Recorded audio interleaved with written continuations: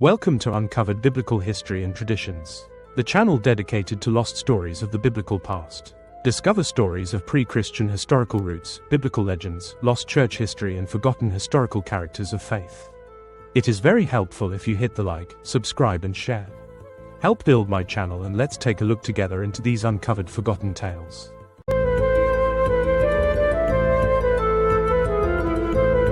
Picture this: the year is 62 AD, and the streets of ancient Britain are literally running red with Roman blood. For over a decade, the mighty Roman Empire, the same force that conquered Gaul and dominated the Mediterranean, has been systematically humiliated by a single Welsh chieftain. This is the story of Arvarus, the man who turned Britain into Rome's worst nightmare, and how a financial conspiracy involving history's wealthiest philosopher triggered one of the most savage uprisings the ancient world had ever seen. The story begins in 52 AD with what should have been Rome's moment of triumph.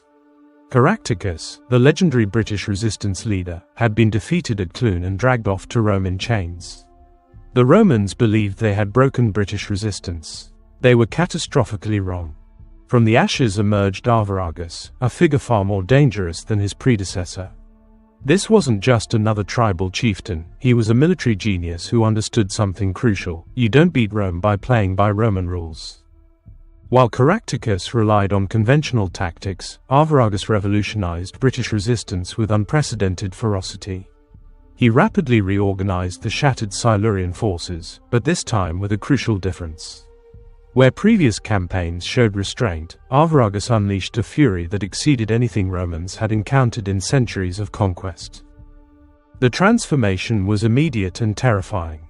Roman soldiers who had marched confidently through Gaul suddenly faced an enemy that fought with savage intensity that defied comprehension. These weren't just military defeats, they were psychological warfare campaigns designed to break the Roman spirit entirely. What followed was spectacular Roman military failure. Ostorius Scapula, the Roman commander in Britain, watched his forces become progressively demoralized as Arvarus's tactics proved devastatingly effective.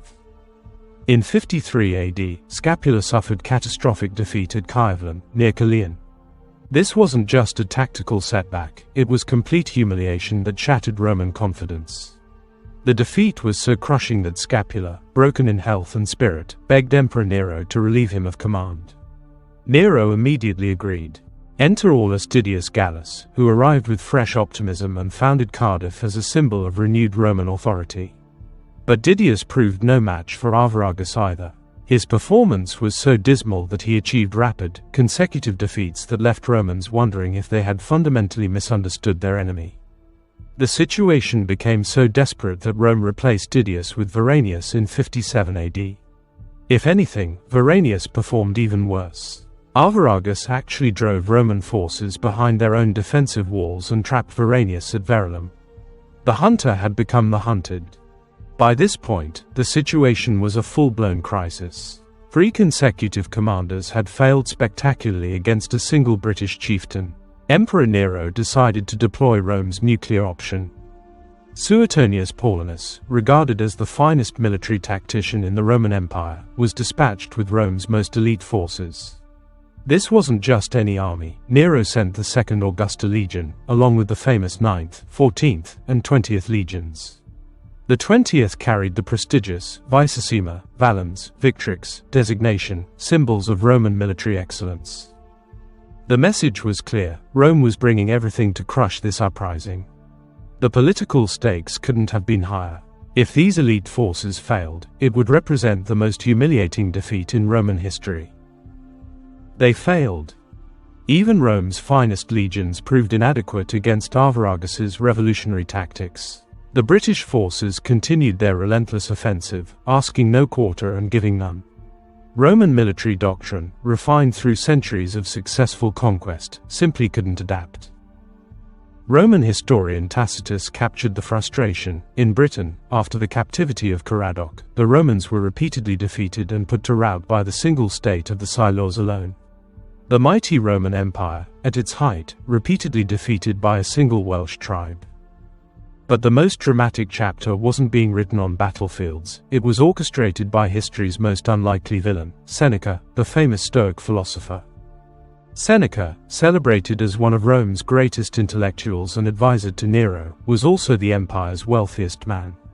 His fortune came from sophisticated financial exploitation, specializing in usurious lending to wealthy individuals in politically vulnerable positions. His latest target was Prasutagus, the incredibly wealthy Iceni king. Seneca had advanced $10 million to Prasutagus, using Iceni public buildings as security.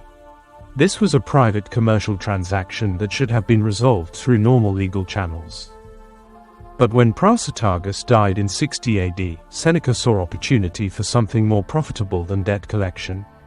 He conspired with Catus Decianus, the avaricious Roman prefect, to manufacture false pretext for violating the Claudian treaty protecting Iceni rights.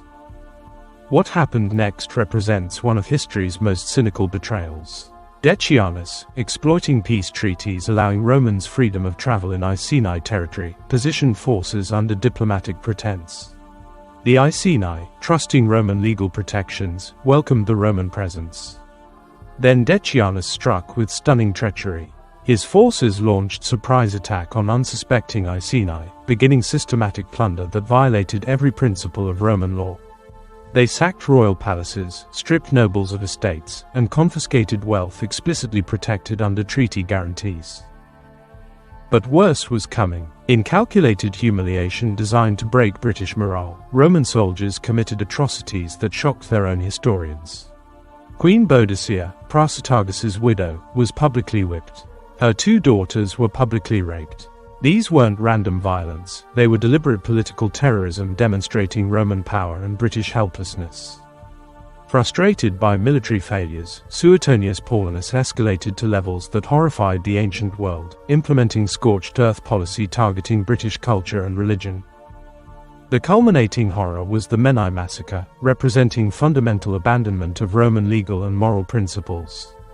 Roman forces approached the Christian Learning Center under false peace pretenses. The inhabitants, trusting diplomatic protocols, welcomed what they believed were peace envoys.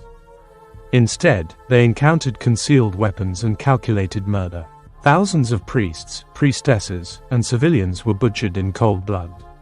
The massacre was deliberately comprehensive: men, women, children, elderly, and infants killed without discrimination. This wasn't military action, it was state terrorism designed to eliminate British intellectual and spiritual leadership. The massacre achieved exactly the opposite effect. Rather than breaking resistance, it transformed the conflict into something far more dangerous: a holy war with no possibility of compromise. The combined impact of Iceni betrayal and Menai massacre created what Roman writers described as an avalanche of British reaction. The anger swept across the entire island, with the frenzy of a vendetta. What emerged was something Romans had never encountered: total national mobilization. Men, women, and priests abandoned traditional roles to participate in what became a war of survival. This wasn't just military resistance, it was complete cultural rejection of Roman civilization. The British response was so overwhelming it stunned Roman leadership. Tacitus documents that Roman generals and soldiers were stunned by the uprising's scale and intensity. For the first time in generations, Roman forces found themselves completely defensive, confined within fortified encampments, afraid to venture into British countryside. The transformation was complete and devastating. Plains and streets that once symbolized Roman order now ran with Roman blood.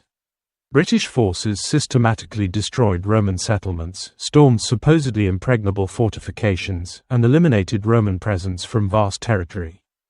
The psychological impact on Roman forces was perhaps more significant than military defeats.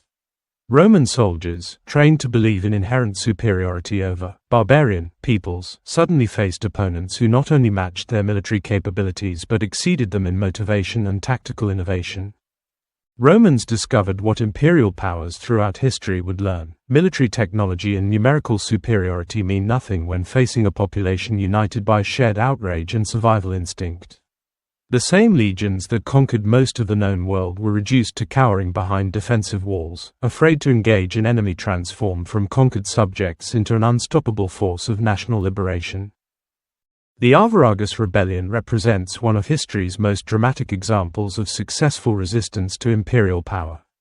For over a decade, a single British leader systematically dismantled Roman confidence, military effectiveness, and political credibility. He turned what should have been routine imperial conquest into a nightmare that consumed Rome's finest resources and exposed fundamental limitations of imperial strategy.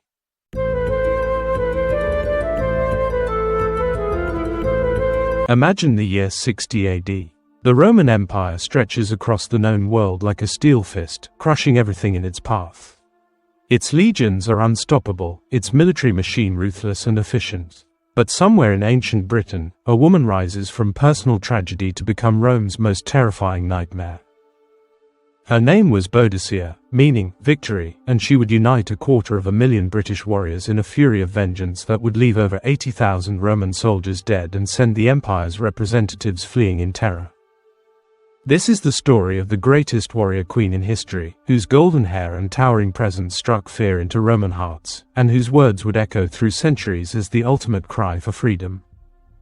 To understand Boadicea's legendary status, we must first picture her as she appeared to those who witnessed her rise. The Roman historian Dion Cassius painted a portrait that has captivated imaginations for nearly 2 millennia. Standing far above ordinary height, Boadicea possessed what Cassius described as a commanding appearance. Her aspect was calm and collected, but when she spoke, her voice had become deep and pitiless, the voice of someone who had endured unimaginable suffering and emerged harder than steel. Her most striking feature was her hair, long golden tresses cascading to her hips, gathered around her forehead by a golden coronet that caught light like a crown of fire. She dressed for war and royalty simultaneously. Her tartan dress, a pattern that would become synonymous with British identity, fit closely to her bosom but expanded in loose folds below the waist. Over this, she wore a chlamys, a military cloak that announced her dual role as both queen and warrior. In her hand, she carried a spear, not as decoration, but as a weapon she knew how to use with deadly precision. This was no ordinary queen. This was a woman who had earned the name Victoria through valor in previous military campaigns, a born warrior chieftainess who would become the finest embodiment of Britannia herself. But how did a Celtic queen come to threaten the mightiest empire the world had ever known? The answer lies in a story of greed, betrayal, and cruelty that would make even hardened Roman soldiers uncomfortable. Boadicea was queen of the Iceni, inhabitants of what we now know as Norfolk and Suffolk. She was married to Prasutagus, an immensely wealthy king who understood the precarious position of British royalty under Roman rule. When Prasutagus felt death approaching in 60 AD, he made a desperate gamble to protect his beloved queen and the 2 daughters from Roman brutality. In his will, he left half his vast fortune to Emperor Nero himself, hoping this generous gesture would purchase protection for his family. But Prasutagus had underestimated the depth of Roman greed and casual cruelty. When the king died, Roman prefect Caius Decius seized not just the half intended for Nero, but the entire royal treasury, claiming it all fell under public property. When Boadicea and her household resisted this outrageous theft, the response was swift and brutal. Roman legionaries stormed the palace, carrying off treasures to their military camp. But wealth seizure was only the beginning. What followed was systematic humiliation and violence that would scar the British psyche for generations. The barbarous treatment of palace inmates, including personal indignities perpetrated upon Boadicea and her daughters, was so shocking that ancient historians hesitated to record full details. The Roman prefect also confiscated estates of the entire Icenic nobility, in direct violation of the Claudian treaty. The message was clear: treaties, laws, and human decency meant nothing when Rome wanted something. The assault on Boadicea's family was part of a larger economic stranglehold Rome had been tightening around the Iceni. The territory was rich in lead mines that had been worked since ancient times, providing crucial wealth for the Icenic people. Upon arrival in Britain, Romans promptly seized these mines, cutting off this vital economic lifeline and forcing the Iceni into dependence. Enter Seneca, the so-called philosopher who was also one of Rome's most ruthless financiers. This usurious, millionaire philosopher had advanced the Iceni approximately £2 million in modern currency, using their public buildings as security and charging ruinous interest rates. Roman law forbade Romans from lending to other Romans for interest, but they were free to exploit foreigners. When Seneca suddenly and violently called in this loan, it became the indirect cause of the Boadicean War. The Iceni, already stripped of natural resources and facing systematic oppression, now faced complete economic ruin. It was the final straw that would transform personal tragedy into national rebellion. What makes Boadicea's story even more remarkable is that she managed to unite tribes that had previously been enemies. The Iceni and the Coronii had actually been branded as traitors for deserting Caractacus during the earlier Claudian campaign. But the Roman atrocities were so horrific that they brought the British clans together in what historians describe as a solid phalanx of resistance. Boadicea was uniquely positioned to lead this alliance. Her British name meant Victoria, and she was a cousin of Claudius Pudens, making her closely related to both Caractacus and Arvarus, key figures in British resistance. She had always despised the Romans, but now she hated them with what contemporary sources describe as a chilling bitterness that hungered for vengeance. When she sent Venusius, the Pendragon of the Iceni, to Arviragus with an urgent appeal to place the combined forces under his command, she was offering to subordinate her own considerable power for the greater good of British resistance. Whether Arviragus accepted this arrangement remains unclear in the historical record, but what we do know is that Boadicea retained supreme command as commander-in-chief, with her own Pendragon serving as second-in-command. Picture the scene: a woman of commanding stature standing upon a general's tribunal, her golden hair flowing beneath a coronet of gold, her military cloak billowing in the wind.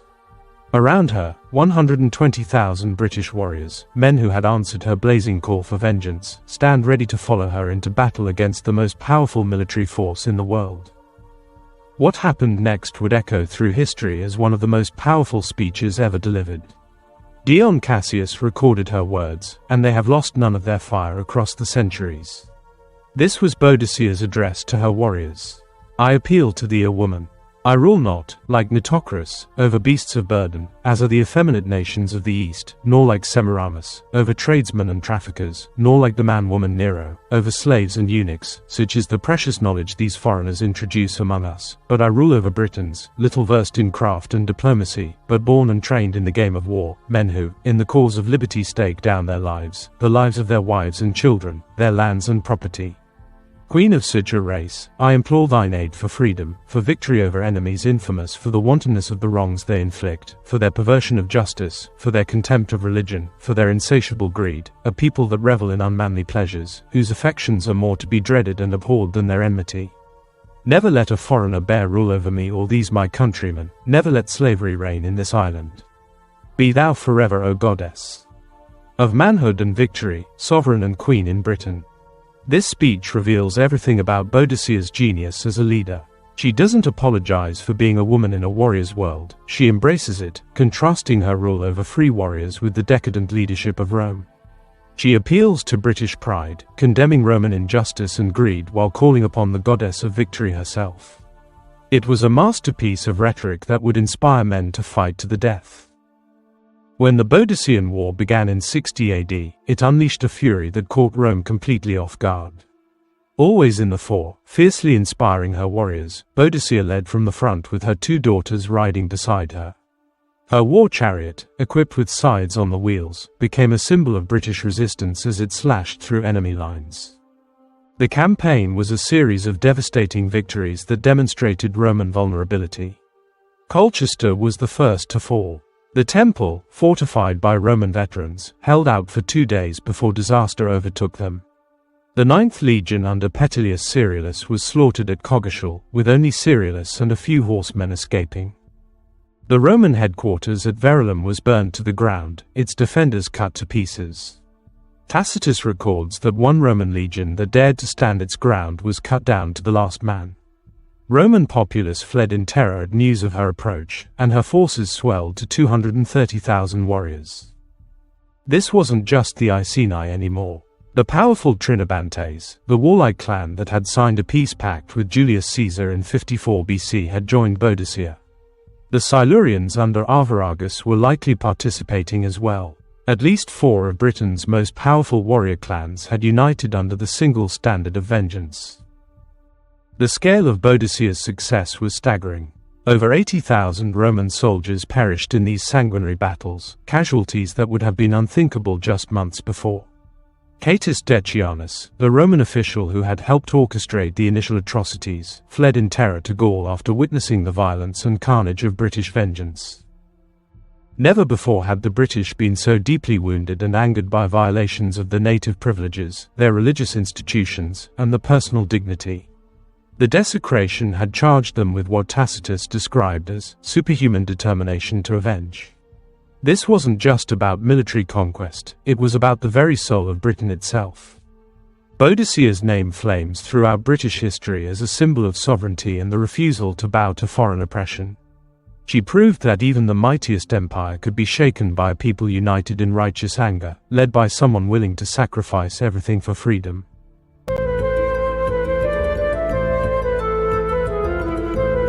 Imagine, if you will, a scene so devastating that ancient historians struggle to find words adequate to describe it. Picture flames consuming an entire city as screams pierce the smoke-filled air. Now imagine that the ones wielding the torches and swords aren't foreign invaders, but desperate people pushed beyond their breaking point. Welcome to ancient Britain, 60 AD, where a warrior queen's rage would shake the mighty Roman Empire to its core. Today, we're diving into one of history's most brutal and tragic stories of resistance, the rebellion of Queen Boudica, a tale that would end not with triumph, but with a suicide that stunned two armies into silence. Let's begin with carnage so complete that the very ground seemed to thirst for blood. Londinium, modern-day London, was no small settlement in 60 AD. It was the beating heart of Roman commerce in Britain, a bustling metropolis packed with merchants from across the empire. Powerful Roman garrisons protected its wealth, and its streets echoed with the sounds of international trade.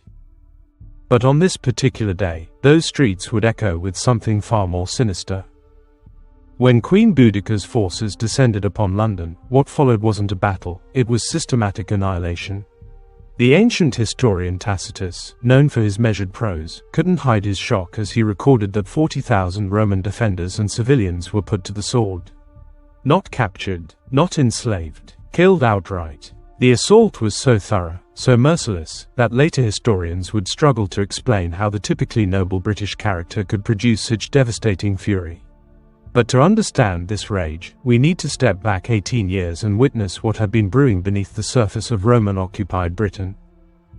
Picture this, it's 42 AD, and Emperor Claudius has issued an edict that would forever change the spiritual landscape of Britain. The Romans, with their methodical efficiency, had embarked on a campaign of Christian extermination that would span nearly 2 decades. But this wasn't just religious persecution, it was cultural annihilation on an unprecedented scale. Imagine watching your temples burn, your libraries reduced to ash, your centers of learning demolished stone by stone. The Romans didn't simply conquer, they systematically erased British identity. Towns were razed with what witnesses described as barbaric insolence. The defenseless were massacred without mercy. Roman soldiers engaged in widespread plunder, seizing wealth, crops, and livestock with impunity. For 18 long years, the people of Britain endured what no other nation had experienced under Roman rule. Their religious institutions were destroyed, their cultural heritage obliterated, their very way of life under constant assault. It was a calculated campaign to crush not just rebellion, but the Christian faith and the British spirit itself. As one contemporary observer noted, people can stand only so much before their anger overwhelms their better judgment. The British were about to pay the Romans back in their own barbaric coin. Enter Boudica, a woman whose very presence commanded respect and fear in equal measure. Ancient sources describe her as majestic in appearance, rich in eloquence, and blessed with a military genius that would outmatch Rome's ablest strategists for 2 full years. She was, quite literally, a force of nature unleashed upon the Roman war machine. But what transformed this queen into an instrument of such devastating vengeance? The Romans had made a fatal error. In their arrogance, they had not only conquered her people but had personally violated her family, stripping away lands, wealth, and dignity in what history remembers as particularly treacherous transactions. When Boudica raised her war banner, it wasn't just about politics or territory. This was personal. This was about avenging 18 years of systematic brutalization, about protecting the Christian faith, and about preserving ancient British freedoms that Rome sought to extinguish forever. After the devastation of London, Boudica's fury was far from satisfied. Her forces, now swollen with volunteers seeking vengeance, swept onward to Verulamium, modern-day St. Albans. This important Roman stronghold was leveled with the same merciless efficiency that had characterized the London assault. Word of the approaching British army spread terror throughout Roman settlements. At Regnum and Rutupium, those who could flee did so, abandoning their homes to escape what seemed like an unstoppable tide of retribution. The destruction was so complete that chroniclers wrote of burning cities being quenched in blood. But perhaps most remarkable was Boudica's strategic brilliance. This wasn't mindless savagery, it was calculated warfare. She moved her forces westward with military precision, seeking to intercept the fleeing Roman commander-in-chief, Suetonius Paulinus.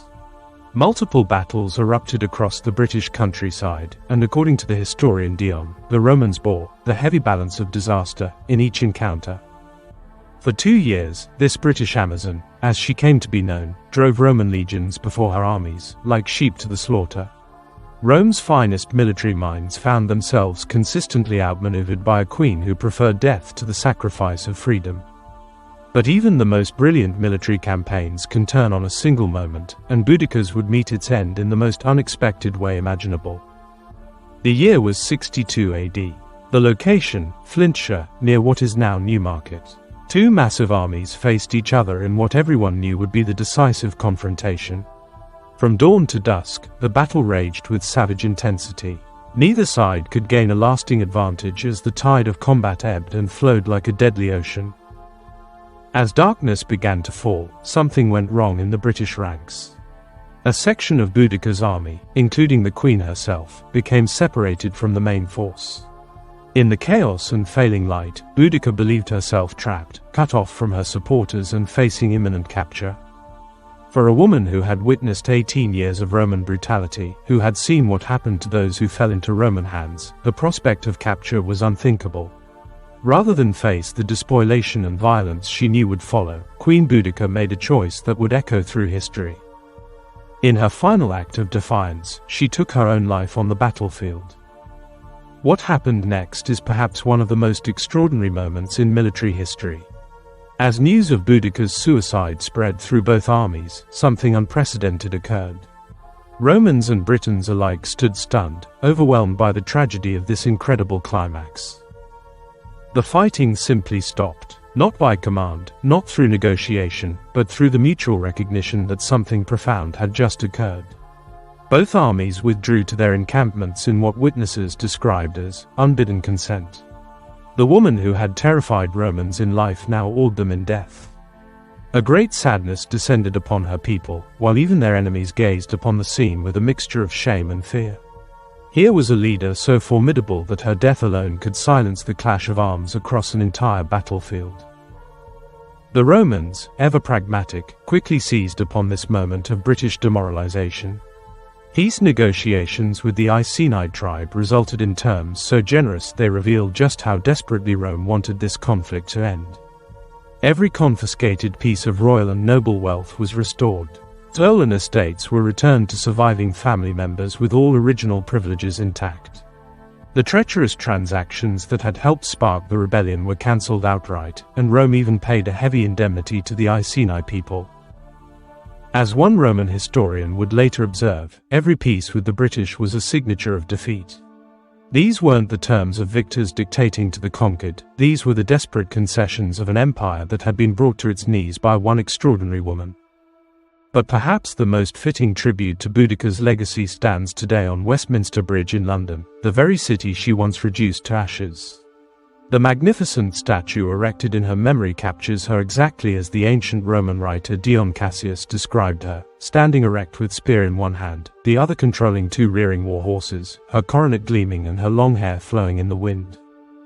Her two daughters kneel beside her in the war chariot, while the wheels display the terrible side weapons that were uniquely British and absolutely dreaded by Roman forces. It's considered one of the finest statues in the world, depicting what the sculptor envisioned as Christian Britannia on the shores of England, forever defying the evil powers of the world. Even the landscape preserves her memory. Throughout the battlefields where she fought, place names still echo the violence of those days: Hill of Arrows, Hill of Carnage, Hollow of No Quarter, Field of the Tribunal. A monolith called the Stone of Lamentation still marks the spot where tradition says she took her own life.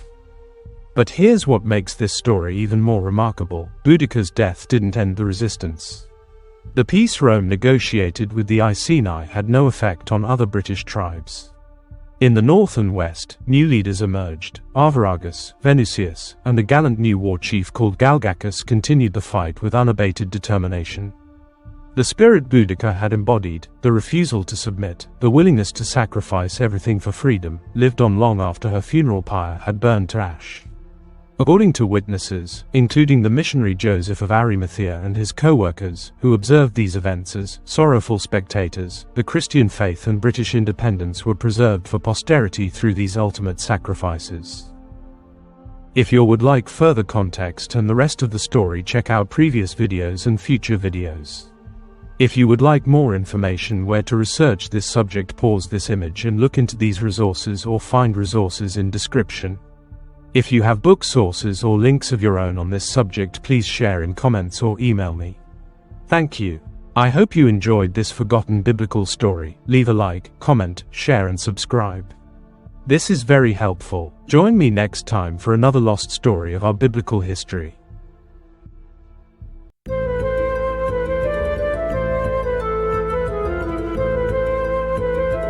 Thanks for watching. If you enjoyed this video, don't forget to like, comment, share and subscribe for more great content.